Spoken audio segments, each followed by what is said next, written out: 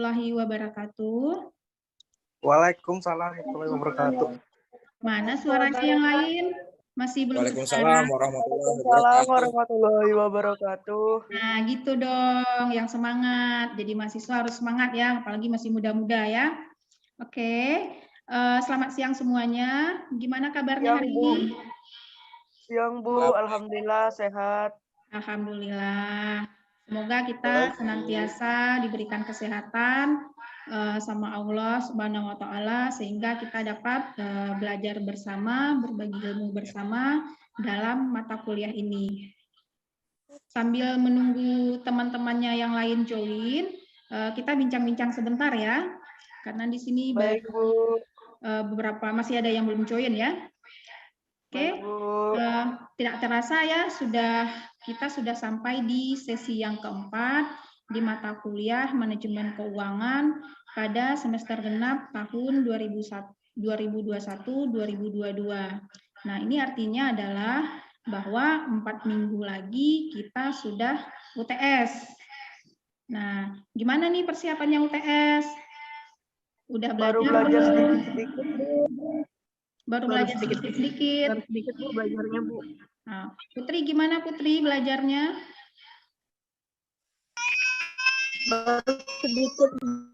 Baru sedikit, oke. Nggak apa-apa, nanti masih ada waktu 4 minggu lagi untuk mahasiswa belajar semuanya. Oke. Baik Bu. Nah, untuk UTS nanti, ini kan mata kuliah kita sifatnya mata kuliah yang hitung-hitungan ya. Lebih banyak hitungan daripada teori. Nah, yang paling penting di sini mahasiswa harus menguasai konsep-konsep dasar atau rumus-rumus yang digunakan dalam suatu topik tertentu. Jadi jangan sampai menggunakan rumusnya terbalik-balik. Nah, misalnya untuk topik time value of money, harus tahu mana yang harus diselesaikan dengan soal present value, mana yang harus diselesaikan dengan rumus future value, dan mana yang harus diselesaikan dengan rumus-rumus anuitas. Jadi seperti itu. Jangan kebalik-balik, karena kalau kebalik pasti hasilnya akan salah. Jadi harus tahu dulu bentuk redaksi soalnya seperti apa, apakah ini yang ditanyanya nilai sekarang atau nilai yang akan datang, ataukah nilai dengan pembayaran yang sama, atau annuity atau anuitas seperti itu. Nah, begitu ya. Ya Bu, baik. Nah, sebelum kita lanjutkan materi kita di pertemuan yang keempat ini, ada yang mau bertanya tentang materi minggu lalu mengenai penilaian surat berharga berupa saham dan obligasi? Silakan kalau ada pertanyaan atau ada yang kurang paham, silakan ditanyakan. Bu, saya kurang paham dengan obligasi. Oh, obligasi.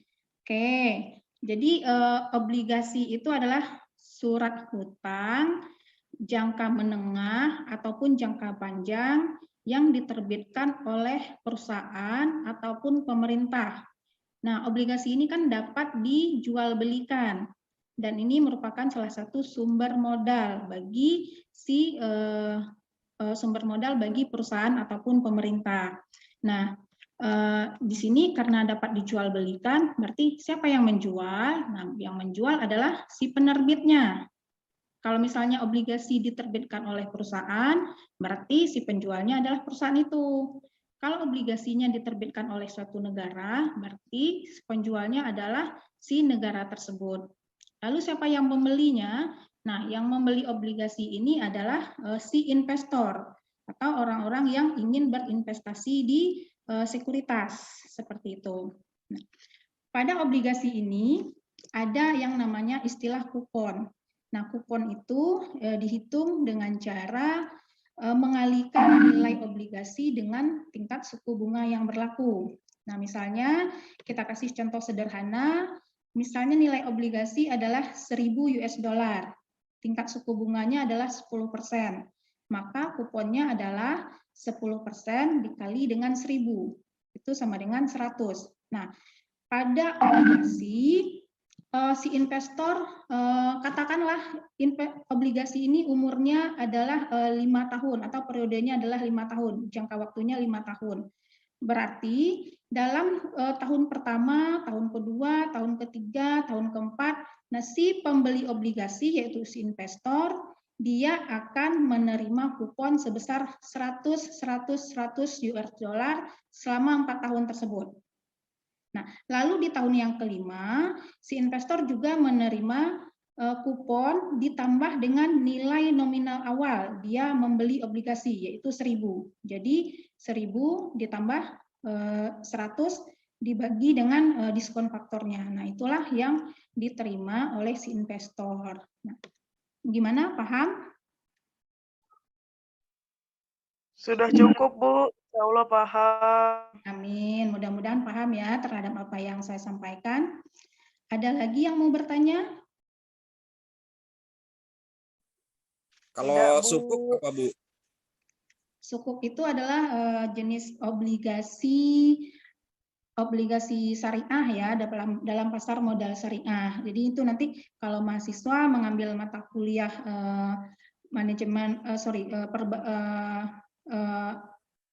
pasar modal syariah, nanti akan ketemu dengan pelajaran sukuk seperti itu. Oke, karena ada lagi yang mau bertanya? Sepertinya nggak ada ya. Kalau tidak ada, kita lanjutkan materi perkuliahan pada minggu ini. Izinkan saya share screen dulu ya. Sebentar, saya share screen. Nah, ini dia materi pembelajaran kita pada pertemuan yang keempat di semester genap tahun ajaran 2021-2022 untuk mata kuliah manajemen keuangan. Nah, hari ini kita akan belajar tentang analisa laporan keuangan. Yang pertama, kita bahas dulu mengenai pengertian dari analisa laporan keuangan. Analisa laporan keuangan merupakan suatu kegiatan yang menganalisa laporan keuangan. Nah, laporan keuangan ini lahir dari suatu konsep dan sistem akuntansi keuangan. Nah, sebagai kita mana sudah ketahui bahwa laporan keuangan itu terdiri dari 4 laporan yang utama ya. Yang pertama adalah neraca, yang kedua adalah laporan rugi laba, yang ketiga adalah laporan perubahan modal, dan yang keempat adalah laporan arus kas. Nah, dengan memahami sifat dan konsep akuntansi keuangan, maka laporan keuangan itu dapat disusun dengan baik sehingga menghindari atau menjaga salah tafsir terhadap informasi yang diberikan melalui laporan keuangan. Nah, makanya pada perusahaan-perusahaan besar, laporan keuangannya perlu diaudit oleh akuntan publik. Nah, itu tujuannya. Oke, selanjutnya kita bahas mengenai arti penting analisa laporan keuangan.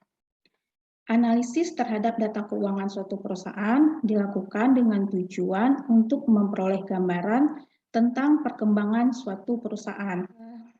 Sampai di sini. Kita lanjutkan ya, di slide berikutnya yaitu manfaat dari analisa rasio keuangan. Nah, manfaat yang dapat diambil yaitu yang pertama adalah analisa rasio keuangan bermanfaat untuk dijadikan sebagai alat menilai kinerja dan prestasi perusahaan. Nah, tadi sudah saya jelaskan bahwa harus dibandingkan dengan rata-rata industri. Yang kedua, analisa rasio keuangan sangat bermanfaat bagi pihak manajemen sebagai rujukan untuk membuat perencanaan. Nah, artinya dengan melihat kinerja-kinerja dari laporan keuangan, perusahaan dapat membuat suatu rencana, apakah mau menambah pabrik baru, memperluas pemasaran, dan lain-lain sebagainya. Yang ketiga adalah analisa rasio keuangan dapat dijadikan sebagai alat mengevaluasi kondisi dari suatu perusahaan dari perspektif keuangan. Nah, selanjutnya kita akan membahas mengenai analisis rasio keuangan. Ukuran yang sering digunakan dalam analisa keuangan yaitu rasio. Nah, rasio itu adalah alat yang digunakan untuk menjelaskan hubungan antara dua macam data keuangan. Cara pembanding yang dapat dilakukan oleh para penganalisa adalah yang pertama, membandingkan rasio sekarang dengan rasio waktu-waktu yang lalu. Yang kedua adalah membandingkan rasio-rasio dari suatu perusahaan dengan rasio-rasio dari perusahaan sejenis atau rasio industri. Nah, itu cara yang umum digunakan untuk menganalisa rasio keuangan. Pada slide ini, kita akan belajar tentang macam-macam rasio keuangan. Yang pertama adalah rasio likuiditas. Nah, ini berasal dari kata liquid ya. Nah, likuiditas ini adalah rasio yang mengukur kemampuan suatu perusahaan untuk memenuhi kewajiban yang segera akan jatuh tempo. Atau dengan kata lain, rasio likuiditas adalah kemampuan suatu perusahaan untuk memenuhi kewajiban keuangan jangka pendek tepat pada waktunya. Nah, itu tentang rasio likuiditas. Nah, rasio likuiditas ini ada beberapa. Yang pertama adalah current ratio, yaitu kemampuan untuk membayar hutang yang segera dipenuhi dengan aktiva lancar yang dimiliki. Rumusnya adalah current ratio sama dengan aktiva lancar atau current asset dibagi dengan hutang lancar atau current liabilitas. Aktiva lancar itu adalah meliputi kas, surat berharga, piutang, dan persediaan. Nah, sedangkan hutang lancar itu adalah adanya di atau current liabilitas meliputi hutang pajak, hutang bunga, hutang wesel, hutang gaji, dan hutang-hutang jangka pendek lainnya. Artinya yang jangka waktu jatuh temponya itu lebih cepat. Nah, menurut Bambang Rianto, suatu perusahaan harus mempertahankan nilai current ratio-nya itu 3:1. Artinya adalah bahwa setiap Rp1 hutang lancar harus dijamin dengan Rp3 aktiva lancar. Ada lagi indikator lain yang menyatakan bahwa apabila nilai dari likuiditas rasio itu di atas 100%, maka perusahaan dikatakan liquid. Sebaliknya, bila nilai likuiditas rasio itu di bawah 100%, perusahaan dikatakan tidak liquid. Nah, ini contohnya. Diketahui total aktiva adalah 2 juta, hutang lancar adalah 500.000, maka berapakah besarnya current ratio dan apa artinya? Nah, berarti current ratio adalah tinggal dibagi ya, hutang lancarnya adalah 200.000 dibagi dengan 500.000. Dapatlah di sini 40 ya, 40%. Nah, artinya 400% ya. Artinya bahwa setiap Rp1 hutang lancar dapat dipenuhi oleh 400 aktiva lancar. Jadi ini perusahaannya sangat liquid ya. Oke, selanjutnya cash ratio. Ini adalah jenis rasio yang kedua dari likuiditas. Rumusnya adalah cash ditambah efek dibagi hutang lancar. Nah, ini contohnya. Jumlah kas diketahui 500.000, lalu efek 100.000 dan hutang lancar 400.000. Maka besarnya cash ratio adalah, nah ini kita tinggal hitung, kita masukin ke rumus, cashnya 500.000 ditambah 100.000 sama dengan 600.000, lalu dibagi dengan hutang lancarnya adalah 400, dapat hasilnya 1,5. Nah, 1,5 ini perhatikan baik-baik ya. 1,5 ini artinya setiap Rp1 hutang perusahaan dapat dipenuhi oleh efek oleh kas dan efek yang dimiliki perusahaan sebesar 1,5 rupiah. Jadi dapat dikatakan bahwa perusahaan ini liquid. Selanjutnya ada WACC atau exit test ratio. Nah, itu adalah kemampuan perusahaan untuk membayar hutang yang segera harus dipenuhi dengan aktivitas lancar yang lebih liquid. Nah, rumusnya adalah kas ditambah efek ditambah piutang dibagi dengan hutang lancar. Nah, contoh soalnya dengan menggunakan poin data pada poin B sebelumnya, diketahui bahwa piutang sebesar 50.000, maka besarnya quick ratio adalah berapa dan artinya apa. Nah, kita hitung ya. Kita hitung kasnya adalah 500.000, kita tinggal masukin efek 100.000, lalu piutangnya adalah 50.000, kalau kita jumlahkan sama dengan 650.000, dibagi dengan 400.000, itu dapatnya 1,625. Nah, 1,625 ini artinya setiap Rp1 hutang lancar dapat dipenuhi oleh kas efek piutang perusahaan sebesar 1,625. Jadi artinya rasionya di atas 100%, berarti perusahaan ini liquid ya. Oke, selanjutnya sampai di sini paham ya? Selanjutnya kita masuk ke rasio solvabilitas. Nah, solvabilitas ini adalah kemampuan perusahaan untuk memenuhi segala kewajiban finansial yang jatuh tempo. Kewajiban finansial pada perusahaan dilikuidasi. Nah, baik jangka pendek ataupun jangka panjang. Jadi ini lebih luas cakupannya dibanding dengan rasio likuiditas tadi. Rasio solvabilitas terdiri dari yang pertama, debt to asset ratio. Rumusnya adalah total hutang dibagi dengan total aset. Lalu yang kedua adalah debt to equity ratio atau disingkat juga dengan DER, itu jumlah utang dibagi dengan jumlah modal sendiri. Nah, contoh soalnya, diketahui aktiva perusahaan adalah 450.000, lalu jumlah hutangnya adalah 300.000, maka berapakah solvabilitasnya? Jadi gampang ya, kita tinggal masukkan ke rumus. Total hutangnya adalah 300.000 dibagi dengan 450.000 dapat 0,66. Nah, ini artinya sama, setiap Rp1 hutang perusahaan dapat dipenuhi oleh 0,66 aset perusahaan. Jadi ini kalau kita lihat 0,66 rupiah ini, kalau kita persenkan 66%, berarti di bawah 100%, berarti perusahaannya tidak solvable. Itu ya, paham ya? Selanjutnya kita bahas rasio rentabilitas. Nah, rentabilitas ini adalah kemampuan perusahaan untuk menghasilkan laba selama periode waktu tertentu.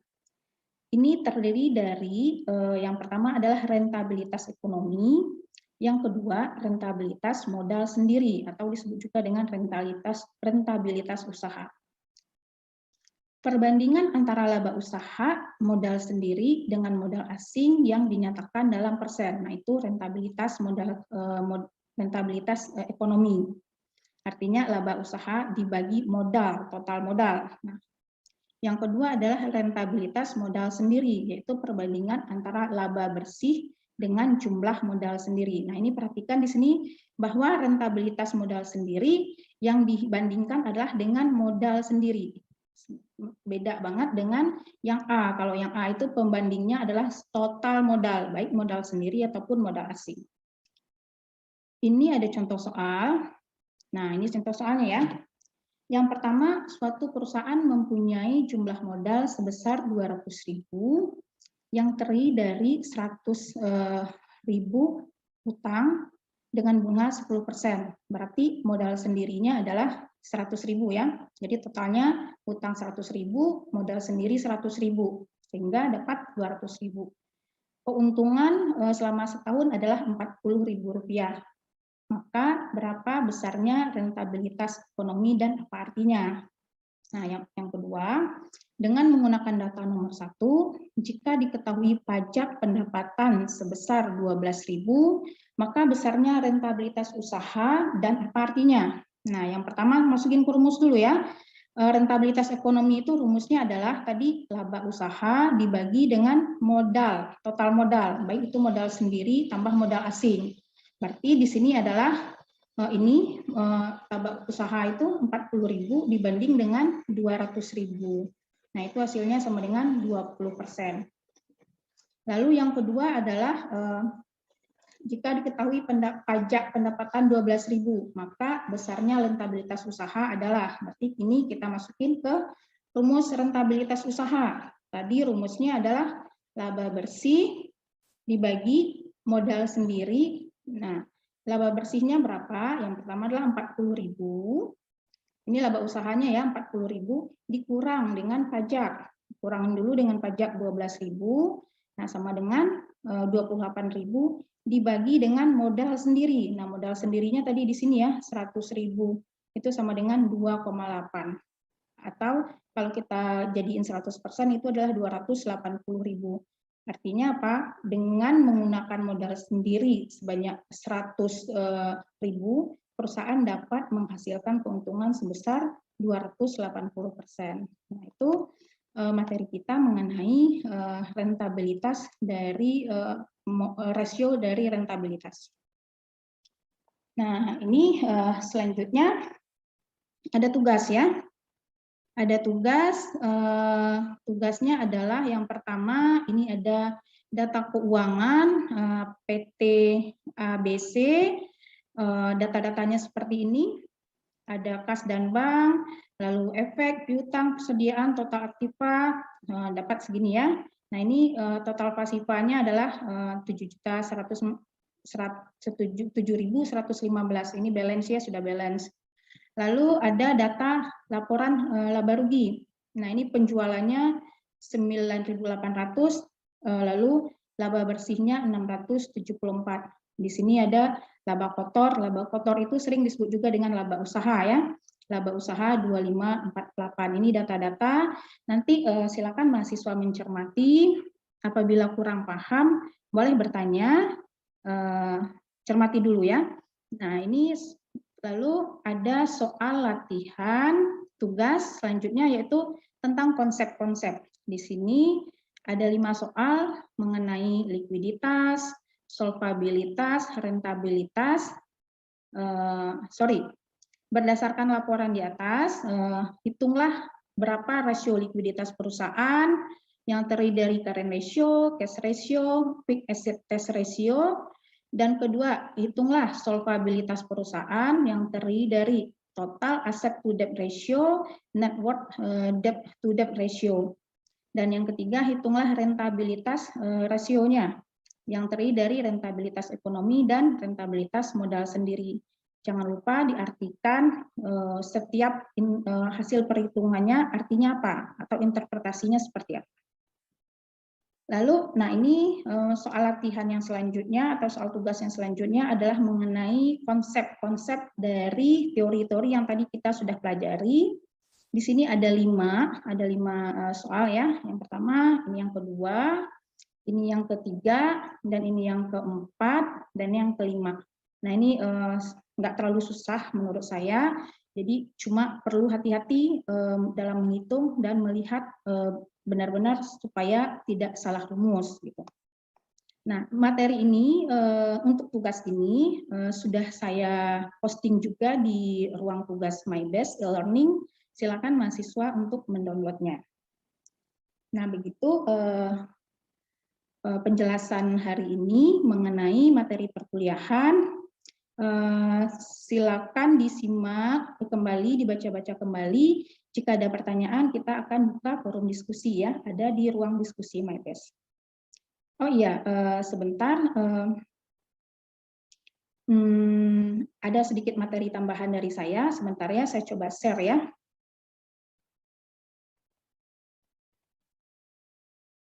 Saya coba share ulang.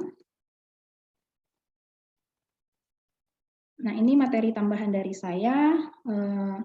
Ini artikel ilmiah tentang pemanfaatan dari analisa laporan keuangan. Nah, ini judulnya adalah artikel ini dibuat berdasarkan hasil penelitian yang dilakukan oleh Khairina Ariyanti. Judulnya adalah analisis laporan keuangan sebagai alat untuk mengukur kinerja keuangan pada PT Zaki Indah Perkasa cabang Sungai Tabu. Nah, jadi ini mahasiswa saya harapkan membaca semuanya. Ini ada beberapa halaman ya, beberapa halaman sehingga mahasiswa tahu gitu penggunaannya di lapangan itu seperti apa. Rasio-rasio yang kita pelajarin tadi di lapangan itu digunakannya seperti apa. Nah, ini penelitian yang dilakukan oleh saudara Haryanti tadi untuk periode tahun 2016, 2017, dan 2018. Nah, dari sini nanti dia akan membandingkan dan dia nanti menyimpulkan seperti apa kinerja dari perusahaan. Jadi ini yang tadi saya katakan bahwa salah satu penggunaan rasio adalah untuk kita mengetahui bagaimana kondisi keuangan suatu perusahaan. Oke, demikian slide presentasi dari saya. Untuk selanjutnya kita akan berdiskusi di ruang diskusi MyBest ya. Atau setelah ini kita buka sesi tanya jawab. Gitu ya. Oke, saya stop share dulu. Oke, mahasiswa semuanya, materi baik materi inti maupun materi tambahan sudah saya sampaikan. Kita masih ada sisa waktu 1-2 menit ke depan. Barangkali ada yang mau ditanyakan atau ada yang belum paham, saya persilahkan ya.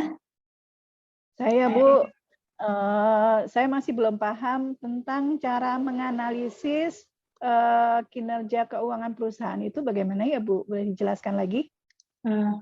Baik, terima kasih Mbak Wiwi atas pertanyaannya. Jadi gini, untuk menganalisis kinerja keuangan suatu perusahaan ada 2 caranya. Yang pertama secara horizontal, secara vertikal. Nah, dari sini kita harus menentukan tahun dasar. Misalkan ada 3 tahun, 2019, 2020, 2021. Lalu kita hitung semua rasio keuangan setiap tahun untuk ketiga tahun tersebut. Dan tahun 2019 kita jadikan sebagai tahun dasarnya. Setelah itu kita bandingkan bagaimana kinerja keuangan di tahun 2020 dibanding dengan tahun 2019 dan bagaimana kinerja keuangan di tahun 2020, 2021 dibanding dengan 2019. Itu yang pertama. Yang kedua adalah dengan cara melakukan analisis industri. Nah, industri itu adalah kumpulan perusahaan sejenis dalam suatu bidang usaha. Contohnya kita ambil perusahaan consumer good ya, kan banyak ya, ada Unilever, ada Ultra Jaya, ada Wings Food. Nah, misalkan kita mau menganalisis Wings Food nih. Wings Food ini kinerja profitabilitas atau rentabilitasnya dapat 10%. Lalu kita lihat rata-rata industri berapa. Nah, ternyata rata-rata industri itu 15%. Nah, artinya si perusahaan si Wings Food ini kinerja tingkat keuntungannya di bawah rata-rata industri. Nah, lebih kurang seperti itu cara kita menganalisisnya. Gimana? Jadi melalui perbandingan ya, Bu?